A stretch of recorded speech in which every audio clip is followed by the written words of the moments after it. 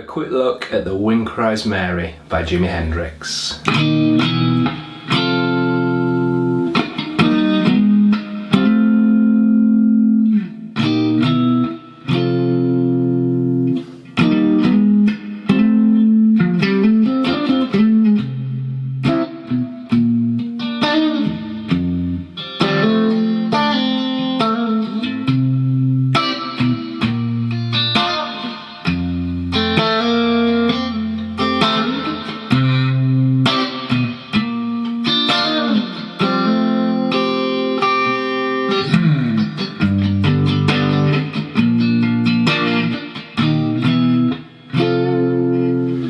We're going to play 6 on the E, low E that is, and 6 on the A. Now you're going to pick both of them up with the pad of the first finger, that part there, like your fingerprint part. Make sure your thumb's behind the 6th fret, don't let it be down behind like the 4th or 5th or anything, because it's going to help squeeze the pressure on that we need there. Now, work on getting those notes ringing nice and cleanly, and then we've got 6 on the E, 6 on the A, and then we get 8 on the D, 8 on the G. And we can do that with the pad of our 3rd finger, or the pad of our pinky, or the 3rd and 4th together. There are options there. 3rd finger for 8 on the D and 8 on the G, or the 4th finger for 8 on the D, 8 on the G, or 3 and 4. Okay, now essentially we're playing an E flat 5 power chord, but we're putting a B flat in the bass.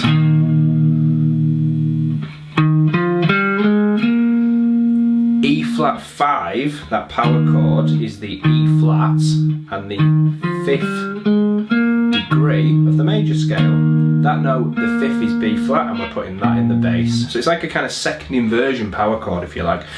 Don't worry too much about that if that doesn't rock your boat. Let's just try that first move. So we take our shape of 6 on the E, 6 on the A, 8 on the D, 8 on the G, and we hit it for a quaver or half a beat. And then we move everything up 1 fret to 7 on the E, 7 on the A, 9 on the D, 9 on the G. So we've gone in position 7, the 2nd chord we hit lasts for a beat. And then we move up another fret to 8 on the E, 8 on the A, 10 on the D, 10 on the G, and we play that for a quaver tied into a minim or 2.5 beats. So that one rings for longer. I'll play all 3 shapes together, or all 3 kind of positions together. Once we're in that 8th position with the index finger, we're going to drop the index finger to cover A, D and G. Now we're going to play the same chordal movement, but with this first inversion thing, putting the 3rd in the bass. So when we play the first kind of figure in the next move, we're going to go 8 on the G, 8 on the D, sorry, 8 on the D, 8 on the G, as well as 8 on the A. So we've got our first finger across A, D and G. We strike through A, D and G, and whilst they're resonating, we hammer on the 3rd finger to 10 on the A. So now we've got the G natural in the bass. It's a classic Hendrix move, and he does that with the same rhythm, moving up a fret at a time again. So we've gone.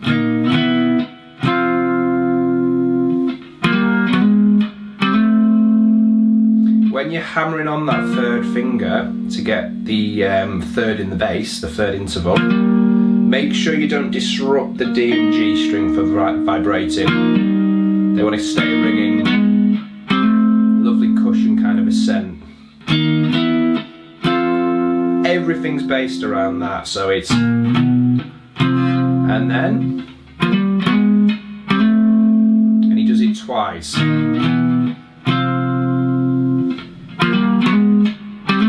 Before he plays,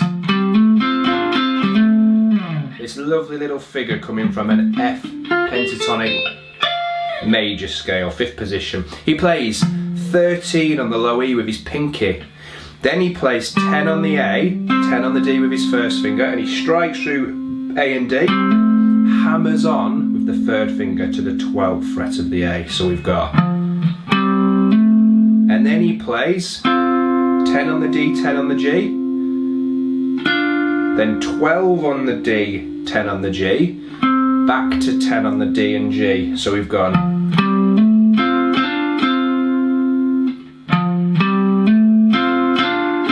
and then to finish off, he does 10 on the A and 10 on the D, hammering on to 12 on the A. Now, essentially, he's just playing tasty double stops, 2 notes at a time, from the F pentatonic major scale.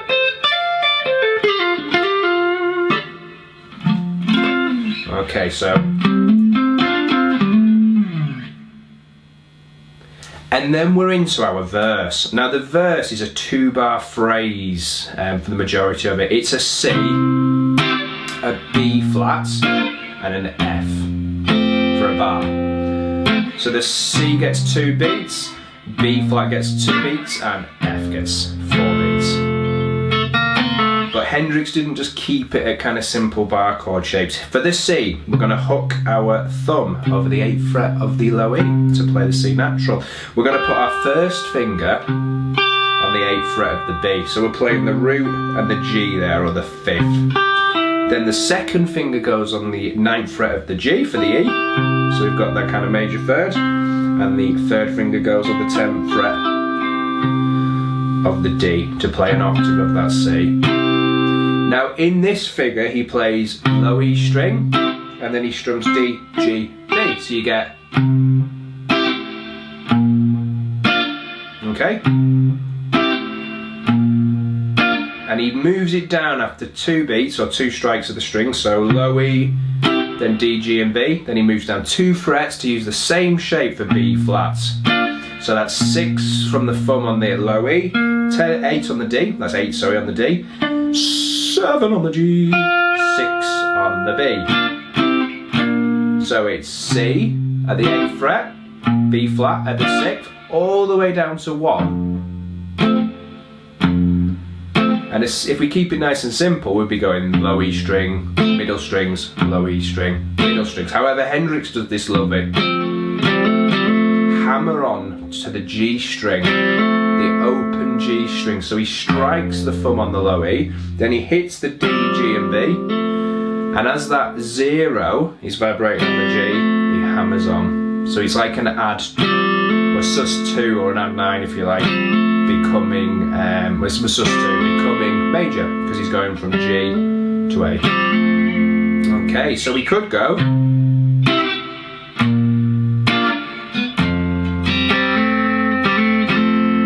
C, the second time we play it, could be using the A shape of the C major bar chord.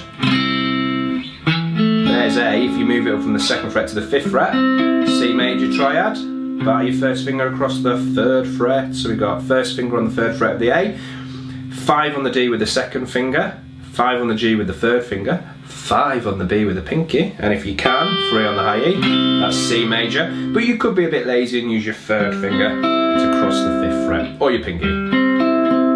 Now that could be your new C, and again, bass, middle, down to B flat, 2 frets, and then F there. There's so much stuff Jimmy did to kind of add interest to these relatively simple chordal passages in this instance.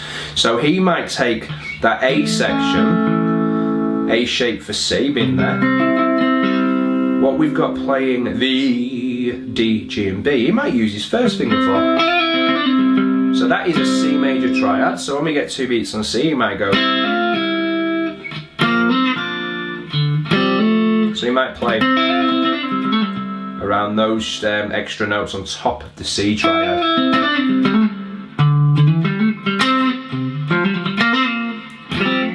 There's loads we can do on that. I will pop up a separate video looking at some of these Hendrixy chord voicings. So let's jump back to the start of the verse. We're going to go C, B flats, F,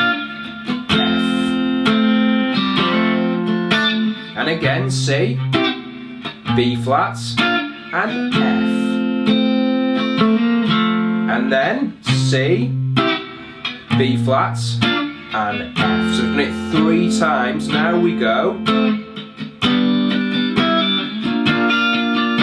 So that bar there, which is bar 7 of the verse, is the same shape we've been using for a G. Thumb on the low E string at 3, 3rd finger on the 5th fret of the D, 2nd finger on the 4th fret of the G, 1st finger on the 3rd fret of the B, and we're going to do this semi-quaver strum.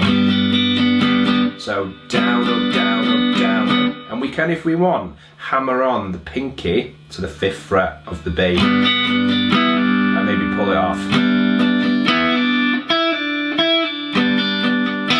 And then we move up to B flat again at the 6th fret, and from there we play the very first thing we play. Yeah, so we've got G, B flat, and then we go back to G, B flat. Now we move from the beginning, and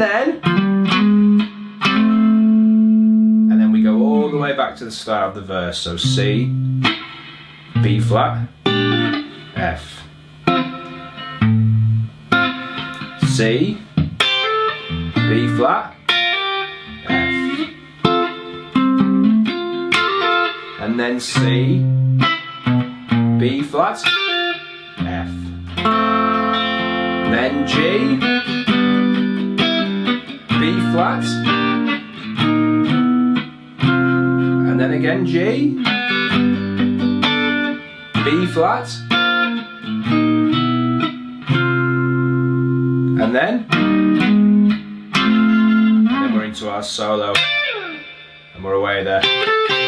All that tasty stuff. I hope there's plenty in that video for you to get your teeth into. Jimi Hendrix was so important to guitarists, and there's some really tasty stuff in this tune. Just remember to kind of concentrate on getting that intro nice and smooth, and to just concentrate on the fact you can kind of put the work into learning this shape once, and it can help you out around the fretboard. We used it all over the neck in this position. Awesome, please do subscribe, check out some of my other videos, and I'll see you soon. Enjoy!